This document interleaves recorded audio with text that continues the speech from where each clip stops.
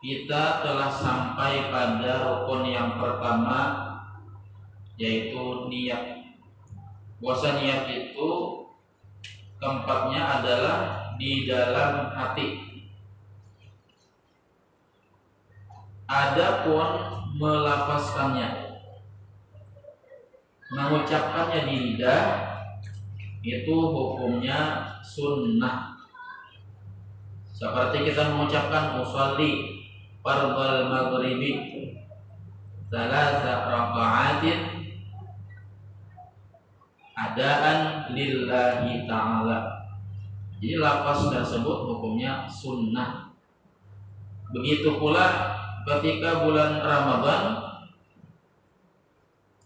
kita berniat nawaitu shauma badin an adai fardhi syahri ramadhana hadhihi sanati lillahi ta'ala. Jadi melafazkannya atau mengucapkannya itu adalah hukumnya sunnah. Arti sunnah apabila kita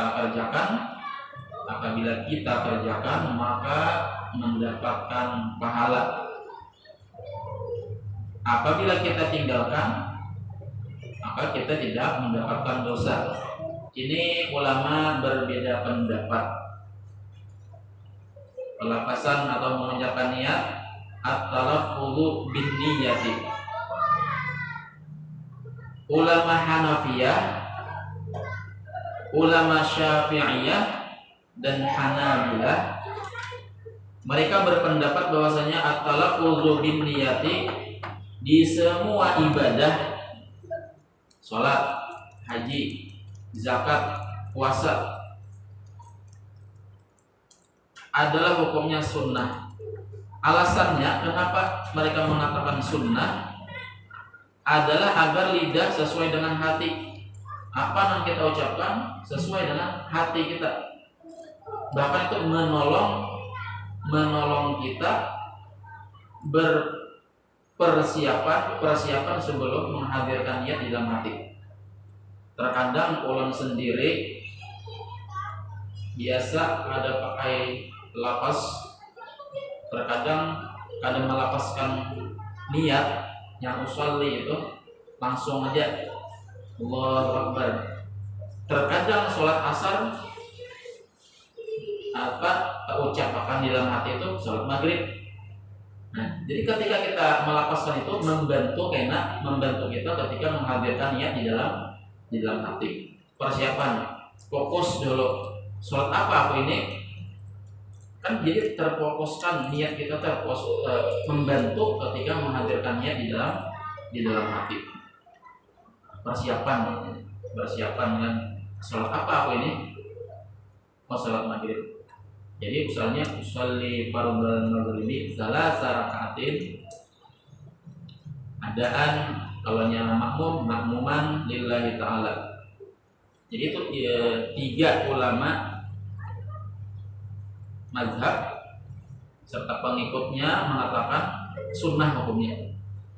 Sedangkan menurut ulama Malikiyah atau beliau boleh at-talaffudzu bin niyat, boleh pada semua ibadah. Artinya ada sunat. Menurut Imam Malik ada sunat melafazkan niat tadi itu ada sunat. Tetapi yang utama adalah meninggalkan at-talaffudzu bin niyat. Jadi kata Imam Malik tadi, kata ulama Malikiyah lebih baik kada usah dilafazkan. Langsung aja Allahu Akbar. Itu kata ulama Malikiyah. Kecuali bagi orang yang was-was hatinya Allahu Akbar sholat maghrib, niatnya sholat isya, itu termasuk bagian daripada was-was. Maka mustahab baginya itu at-talaffuz. Mustahab itu sunnah juga baginya untuk mengucapkan, melafazkannya, melafalkan. Jadi kesimpulannya ujar saja boleh aja melafazkannya, mengucapkannya, tapi lebih baik langsung aja di hati. Kada usah dilafalkan. Tetapi kalau nyawas-was maka disunatkan juga untuk melafalkannya, ujar Imam Malik atau ulama Malikiyah. Cuman ada sebagian kecil berpendapat Imam Abu Hanifah dengan Imam Ahmad bin Hambal, bukan Imam Syafi'i, dua ulama aja, kalangan ulama Hanafiyah, kalangan ulama Hanabilah itu makruh dilafazkan, cuma sebagian kecil aja. Waktuha asna at-takbir, walau kabbara biduni ayyastahdiraha summa ba'da takbiri nawa fala tan'aqidu sholatuhu. Waktu meletakkan niat adalah ketika mengucapkan takbir. Maka apabila bertakbir tanpa menghadirkan niat atau berniat sesudah takbir atau sebelumnya, sebelum takbir atau sesudah takbir, dia tidak meletakkan niat itu ketika takbir, maka sholatnya tidak dianggap, artinya tidak sah. Derajat niat dalam sholat, derajatun niyati fi sholati salah satu. Jadi kalau sholat itu fardu maka wajib 3. Qasad, fardiyah, ta'yin. Qasad menyengaja, aku sembahyang, aku sholat. Fardiyah, fardu, menentukan fardu atau mengucapkan fardu. Ta'yin, menentukan nama sholat. Sholat apa yang kerjakan? Sholat asar kah, maghrib kah, isya kah? Jadi 3. Kalau sholatnya itu fardu maka 3 wajib, 3 yang wajib. Qasad, fardiyah, ta'yin. Aku sembahyang fardu zuhur misalnya. Kapan itu meletakkannya? Ketika takbir.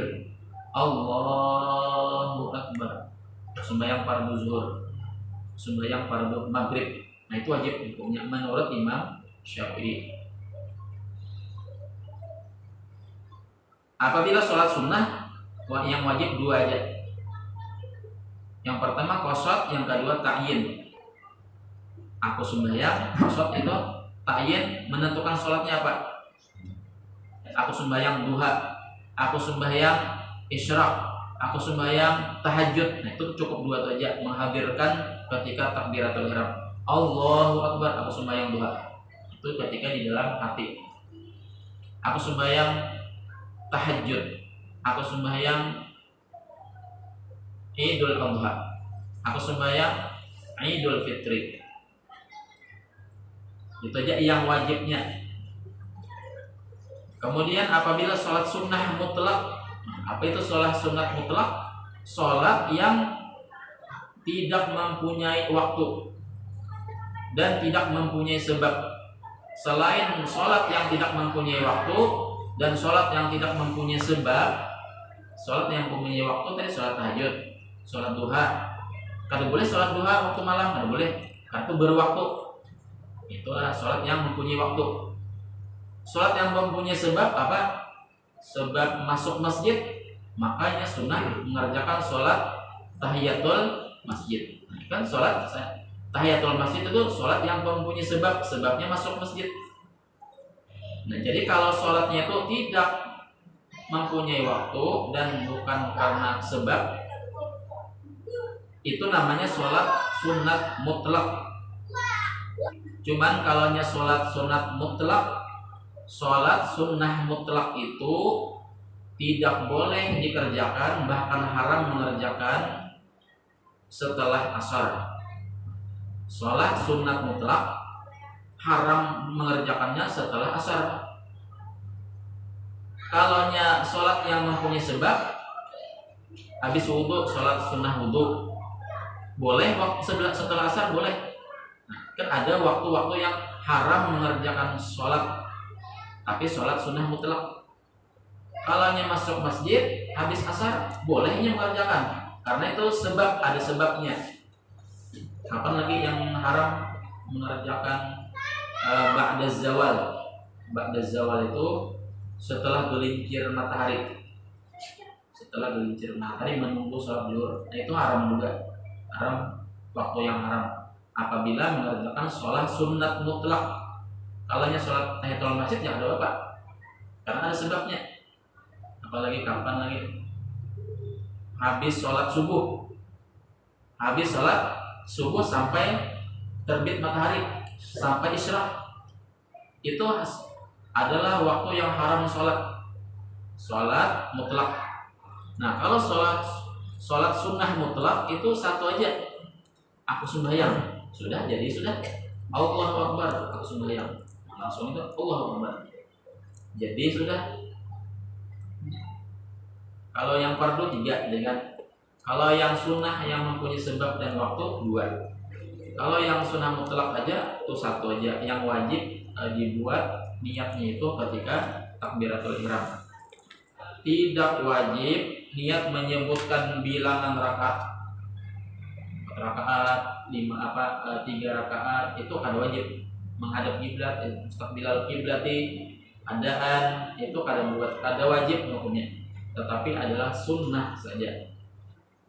Seorang makmum itu wajib menyertakan makmuman. Jadi kalau dia sudah berjamaah tambah 4 yang sholat fardu, asar, aku sembahyang, fardiyah, fardu, ta'yin, asar misalnya kan, misalnya fardu asri, aku sembahyang fardu asar, makmuman, menjadi makmum. Kalau sholat fardu berjamaah. Kalau sholat sendirian 3 aja. Kemudian apabila sholatnya mengqashar, ini dalam perjalanan, musafir dalam perjalanan, dia boleh mengqashar. Qashar itu yang 4 jadi 2. Yang 4 isya, asar, zuhur. Ini aja yang boleh dikasar. Maghrib pada boleh dikasar. Kalau maghrib tetap 3. Jadi yang 3 sholat ini itu kalau dalam perjalanan boleh dikasar. Yang 4 jadi 2. Nah, ketika dia mengkasar sholat itu wajib membuat kasran. Jadi 5 jadinya. Aku sembahyang fardu zuhur. Nah, kan aku sembahyang 1 fardu, 2 zuhur, 3. Kalau berimaman makmuman. Kalau nya dalam keadaan mengkasar, kasran. Nah, jadi 5 yang wajib dibuat ketika takbiratul ihram. Aku sembahyang fardu asar, sembahyang fardu asar, mengkasar, makmuman kan maksudnya berimaman, berjamaah, yang berangkat berjamaah. Kalau sendirian aja 4 aja. Sembahyang fardu sendirian, mengkasar itu cukup 4 aja. Kalau berjamaah 5 dari dan buat makmumannya. Kata ulama bahwa arti niat adalah qasdus syai' muqtarinan bi fi'lihi. Artinya menyengaja sesuatu berbarengan dengan pekerjaannya. Nah, inilah yang menjadikan alasan bahwasanya niat itu diletakkan ketika pertama kali mengerjakan sesuatu. Pertama kali mengerjakan sesuatu ketika sholat apa? Ya takbir. Ketika takbir dibarengkan dengan niat. Di dalam ilmu fikih itu ada istilah istihbar niat. Istihbar itu menghadirkan niat. Ada 2 istihbar. Yang pertama istihbar hakiki, yang kedua istihbar urfi. Apa maksud istihbar hakiki?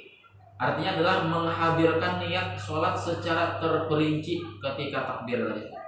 Nah, jadi secara terperinci, yang menghadirkan niat secara terperinci.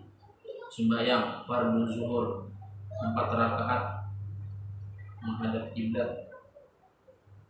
Macam terperinci, makmuman menjadi imam, adaan lillahi ta'ala, secara terperinci. Kemudian yang kedua istihbar urfi, menghadirkan niat sholat secara garis besar aja. Nah, ini cukup yang 3 tadi aja. Sembahyang fardu zuhur itu secara garis besar aja. Kemudian ada lagi istilah muqaranah niat, muqaranah hakikiyah, kemudian muqaranah urfiyah. Apa maksud muqaranah hakikiyah? Membarengkan niat dengan takbir dari awal takbir sampai akhir. Jadi mulai Allahu Akbar, menghadirkan niat itu muqaranah hakikiyah, harus mulai awal sampai akhir. mulai Allahu Akbar. Itu muqaranah hakikiyah namanya. Yang kedua muqaranah urfiyah, membarengkan niat dengan takbir di sebagian takbir aja. Ada perlu seluruhnya, mulai A sampai R, mulai A sampai Roh, ada perlu urfiyah tadi Allah. Nah, waktu Allah aja sudah tak buat niatnya, sudah cukup, itu urfiyah namanya. Maka menurut pendapat muktamad bahwa wajib muqaranah hakikiyah dan istihbar hakikiyah. Jadi muqaranah hakikiyah tadi apa? Wajib membuat niat itu tadi mulai Allah sampai Roh, Allahu Akbar. Itu muktamad pendapat yang pertama dulu. Kemudian istihbar hakiki artinya apa? Menghadirkannya secara terperinci menurut pendapat Imam Ghazali dan guru beliau yaitu Imam Haramain, kemudian Imam Nawawi meringankan. Artinya kita kada sanggup kita itu menghadirkan muqaranah urfiyah dengan istihbar urfi. Artinya apa tadi? Menghadirkan di sebagian takbir aja dan kada perlu secara terperinci. Nah, alhamdulillah kan ada ulamanya. Nah, kalau di Imam Syafi'i wajib muqaranah hakikiyah. Tetapi Imam Ghazali itu memang ulama masih mengikut Imam Syafi'i ya. Nah, sidin itu mazhab Syafi'i. Cuman sidin lebih meringankan. Kenapa? Karena Imam Syafi'i itu orang wali Allah Ta'ala. Ada kalau dilawan Imam Syafi'i itu ketika belajar dengan Imam Malik, sidin memainkan tangan dengan jari. Tulis. Imam Malik melihat kepada Imam Syafi'i, "Oh, Syafi'i kenapa digawi? Kenapa itu?" Jadi maka itu nah. Ulun guru yang mencatat. Ya gerang mencatat dia sendiri. Coba jelaskan apa kau jelaskan dari awal sampai akhir. Sampai awal sampai akhir jelaskan sendiri. Imam Syafi'i itu kealiman sendiri. Ada kurang sama persis apa yang dijelaskan oleh gurunya. Kita kan ada belakang sangkut gitu. Imam Syafi'i kan wajar aja Imam Syafi'i kan muqaranah hakikiyah itu tadi dengan istihbar urfi. Itu kan makamnya Imam Syafi'i. Ujar Imam Ghazali memandang rasa kada sanggup nih umat yang akhir-akhir zaman ini terlalu. Jadi boleh aja dengan secara garis besar aja boleh aja.